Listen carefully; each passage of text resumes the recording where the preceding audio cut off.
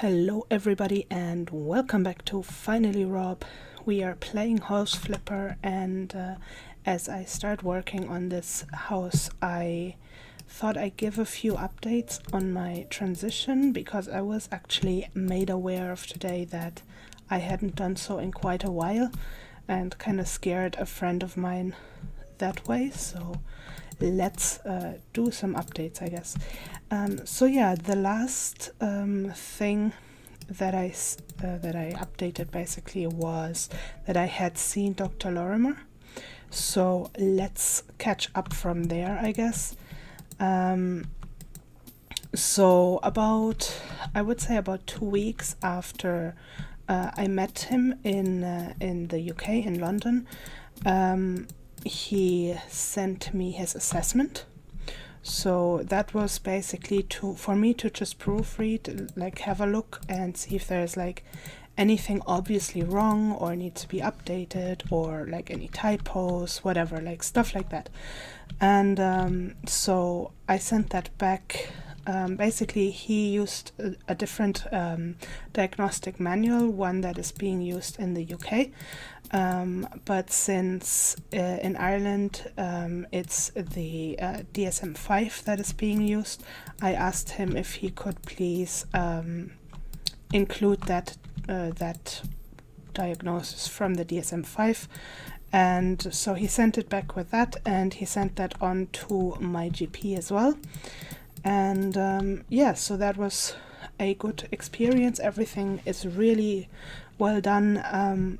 Maybe tomorrow or whatever on the weekend I will probably take some time to go through that letter as well, because I remember that the first letter that I received from that bad doctor, I also read it. So I thought, just to give you an idea what a good doctor writes, or like the style that it should be in, like what it should sound like if it's an actual professional writing it. Yeah, and then after that I had to go and get my blood works done. So that's something I did in the beginning of December. And as soon as those blood works came through and I had to go to the doctor anyway, we also discussed that the doctor would now send my results and like all my papers, everything that the endocrinology had asked for. He would send it all to the endocrinology. And yeah, so that's what he did. But then I didn't hear back for quite a while, and the Christmas period came as well. So I didn't really think that anything would happen anyway over the Christmas period.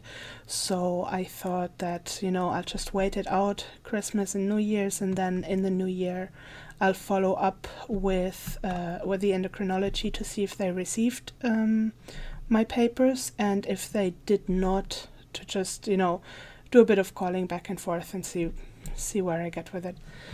And yeah, so that was actually the case. I had called at the endocrinology first and asked them if they received anything, and they said they hadn't. So I checked about the address that I had, and there was apparently like a part missing in the address, like a part in the address that the doctor wrote. So therefore the letter somehow didn't even arrive. They never got it. So either it got lost in the post system somehow, or it was really because there was something missing in the address. But anyway, so I did a bit of calling back and forth, getting a fax number and everything like that. And then I called back at my GP and asked the, front desk lady, whatever.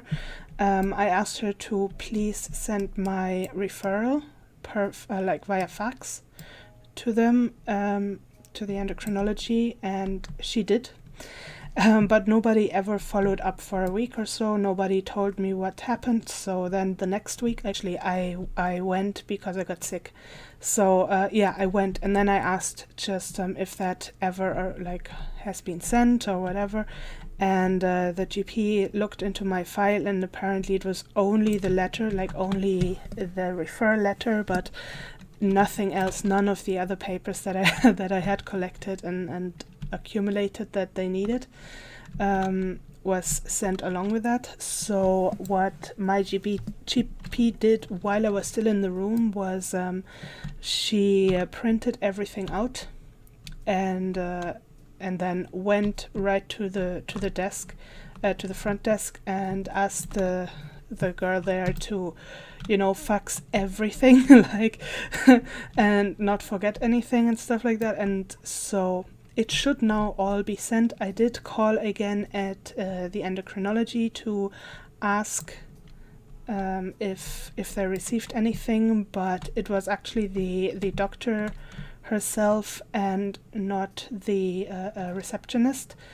who answered the phone, and they said that if anything is missing, they would be contacting me. Other than that, there's a 6-week waiting period. So that was about 2 weeks ago when everything was sent, and when I called, that was about a week ago. So I'll be waiting another, I guess, 2 weeks, maybe 3, and see what happens.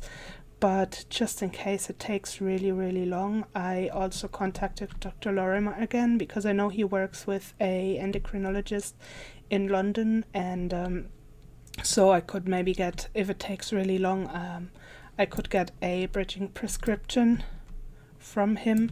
We discussed this already when I was there, that I have this possibility that I can work with him and his team there. So I just wanted to get in touch and make sure that, you know, I'm taking this offer, since it seems like I need it. So, but yeah, other than that, I'm basically just waiting, and I'm not very stressed at the moment, at least not with transition things. I'm in this waiting period that everybody who transitions knows. There's a lot of waiting. So yeah, that's pretty much all I have right now. Next actual transition update, I guess, will be hopefully not too long from now on. And yeah, we'll see then. Until then, thank you for watching. Thanks for being very patient with me, and I see you next time. Have a good one.